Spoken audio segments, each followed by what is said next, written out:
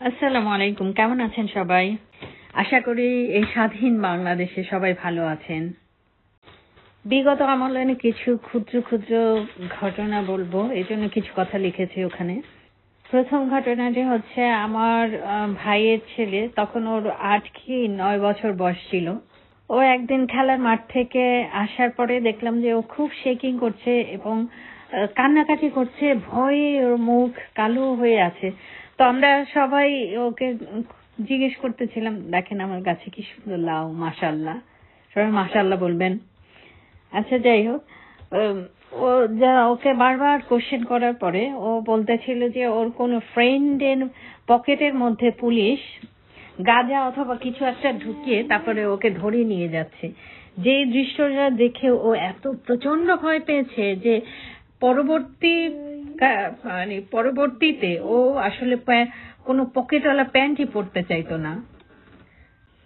পকেটওয়ালা pant দেখলে মনে হতো যে পুলিশ ওরও পকেটের মধ্যে কিছু না কিছু ঢুকিয়ে ওকে ধরে নিয়ে যাবে, এতটা ট্রমার মধ্যে ছিল।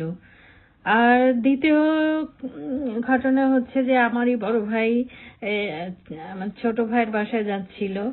তো আমার ভাবি আর বাচ্চারা আগে পৌঁছে গেছিল, পরবর্তীতে আমার ভাই আর আসতে ছিল না, আসে না। পরে 1 দিন 2 দিন পরে তাকে আর খুঁজেই পাওয়া যাচ্ছিল না। পরে আমরা তো সবাই আতঙ্কগ্রস্ত হয়ে গেছি। 2 দিন পরে তাকে এসে কোর্টে উঠিয়েছে। তারপর শুনলাম যে তাকে রাস্তা থেকে ধরে নিয়ে গেছে এবং নিয়ে তাকে কেস দিয়েছে যে সে পুলিশের কাজে বাধা দিতেছিল। কি হাস্যকর একটা ব্যাপার! তাকে কেবলমাত্র ধরে নিয়ে গেছে বিকজ তার মাথায় টুপি ছিল, দাড়ি ছিল, পাঞ্জাবি ছিল, এই কারণে। মানে কি বিভীষিকাময় একটা যে দিন গেছে। এবং এই চিত্রগুলো আসলে প্রতিটা ঘরে ঘরেই আমার মনে হয় কম বেশি হয়েছিল, একান্ত যারা যে ট্যাগ দেওয়া লোকগুলো ছাড়া।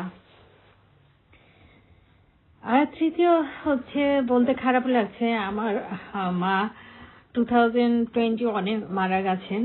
তো 21-এর করোনা হয়ে মারা গেছেন। তো আমার মা খুব ভোট দিতে যাইতে চাইতেন।